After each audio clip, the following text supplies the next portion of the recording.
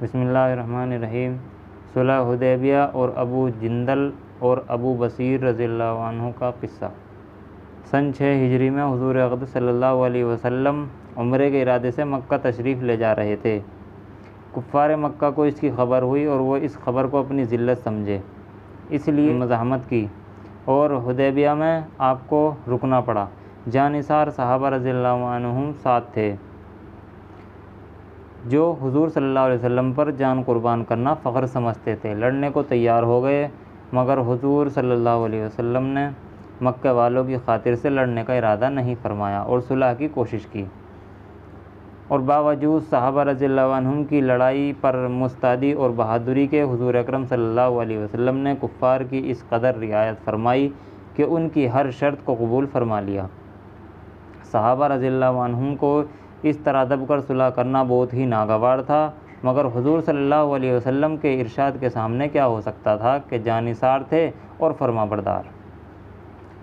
اس لیے حضرت عمر رضی اللہ عنہ جیسے بہادروں کو بھی دبنا پڑا۔ صلح میں جو شرطیں طے ہوئیں ان شرطوں میں ایک شرط یہ بھی تھی کہ کافروں میں سے جو شخص اسلام لائے اور ہجرت کرے، مسلمان اس کو مکہ واپس کر دیں، اور مسلمانوں میں سے خدا نخواستہ اگر کوئی شخص مرتد ہو کر چلا آئے تو وہ واپس نہ کیا جائے۔ یہ صلح نامہ ابھی تک پورا لکھا بھی نہیں گیا تھا کہ حضرت ابو جندل رضی اللہ عنہ ایک صحابی تھے جو اسلام لانے کی وجہ سے طرح طرح کی تکلیفیں برداشت کر رہے تھے اور زنجیروں میں بندھے ہوئے تھے۔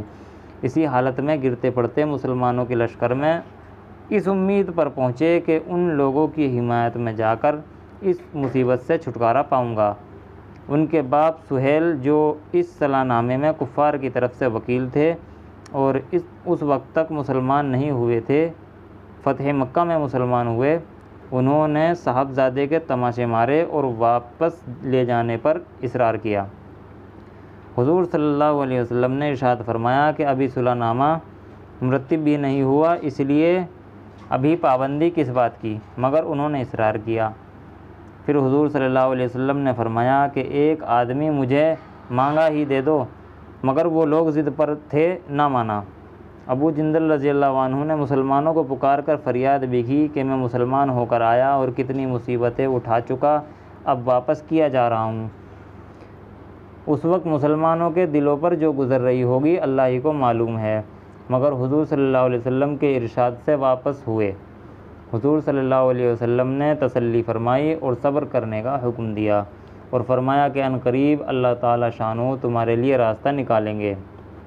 صلح نامے کے مکمل ہو جانے کے بعد ایک دوسرے صحابی ابو بصیر رضی اللہ عنہ بھی مسلمان ہو کر مدینہ منورہ پہنچے۔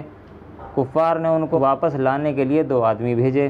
حضور اقدس صلی اللہ علیہ وسلم نے حسب وعدہ واپس فرما دیا۔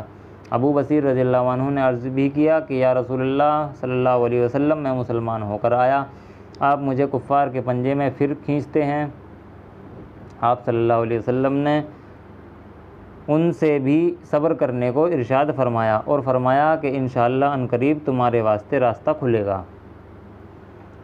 یہ صحابی ان دونوں کافروں کے ساتھ واپس ہوئے۔ راستے میں ان میں سے ایک سے کہنے لگے کہ یار تیری یہ تلوار تو بڑی نفیس معلوم ہوتی ہے، شیخی باز آدمی ذرا سی بات میں پھول ہی جاتا ہے۔ وہ نیام سے نکال کر کہنے لگا کہ ہاں میں نے بہت سے لوگوں پر اس کا تجربہ کیا۔ یہ کہہ کر تلوار ان کے حوالے کر دی اور انہوں نے اسی پر اس کا تجربہ کیا۔ دوسرا ساتھی یہ دیکھ کر کہ ایک کو تو نمٹا دیا، اب میرا نمبر ہے، بھاگا ہوا مدینہ آیا اور حضور اکرم صلی اللہ علیہ وسلم کی خدمت میں حاضر ہو کر عرض کیا کہ میرا ساتھی مر چکا ہے، اب میرا نمبر ہے۔ اس کے بعد ابو بصیر رضی اللہ عنہ پہنچے اور عرض کیا کہ یا رسول اللہ صلی اللہ علیہ وسلم، آپ اپنا وعدہ پورا فرما چکے کہ مجھے واپس کر دیا اور مجھ سے کوئی عہد ان لوگوں کا نہیں ہے جس کی ذمہ داری ہو، وہ مجھے میرے دین سے ہٹاتے ہیں، اس لیے میں نے یہ کیا۔ حضور صلی اللہ علیہ وسلم نے فرمایا کہ لڑائی بھڑکانے والا ہے، کاش کوئی اس کا معین مددگار ہوتا۔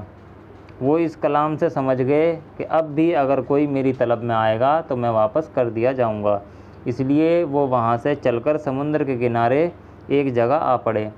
مکے والوں کو اس قصے کا حال معلوم ہوا تو ابو جندل رضی اللہ عنہ بھی، جن کا قصہ پہلے گزرا، چھپ کر وہاں پہنچ گئے۔ اسی طرح جو شخص مسلمان ہوتا وہ ان کے ساتھ جا ملتا۔ چند روز میں یہ ایک مختصر سی جماعت ہو گئی، جنگل میں جہاں نہ کھانے کا کوئی انتظام، نہ وہاں باغات اور آبادیاں، اس لیے ان لوگوں پر جو گزری ہوگی وہ تو اللہ ہی کو معلوم ہے۔ مگر جن ظالموں کے ظلم سے پریشان ہو کر یہ لوگ بھاگتے تھے، ان کا ناطقہ بند کر دیا۔ جو قافلہ ادھر کو جاتا اس سے مقابلہ کرتے اور لڑتے، حتیٰ کہ کفار مکہ نے پریشان ہو کر حضور صلی اللہ علیہ وسلم کی خدمت میں عاجزی اور منت کر کے اللہ کا اور رشتہ داری کا واسطہ دے کر آدمی بھیجا کہ اس بے سری جماعت کو اپنے پاس بلا لیں کہ یہ معاہدے میں تو داخل ہو جائیں اور ہمارے لیے آنے جانے کا راستہ کھلے۔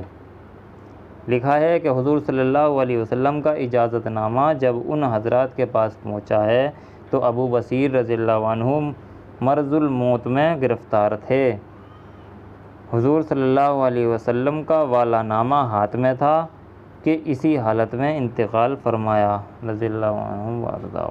آدمی اگر اپنے دین پر پکا ہو، بشرطے کہ دین بھی سچا ہو، تو بڑی سے بڑی طاقت اس کو نہیں ہٹا سکتی، اور مسلمان کی مدد کا تو اللہ کا وعدہ ہے بشرطے کہ وہ مسلمان ہو۔ اللہ تعالیٰ ہمیں کہنے سننے سے زیادہ عمل کرنے کی توفیق عطا فرمائے۔ سبحان اللہ و بحمدہ، سبحانک اللہم و بحمدک، ونشہد ان لا الہ الا انت ونستغفرک ونتوب الیک۔ سبحان ربک رب العزۃ عما یصفون وسلام علی المرسلین والحمد للہ رب العالمین۔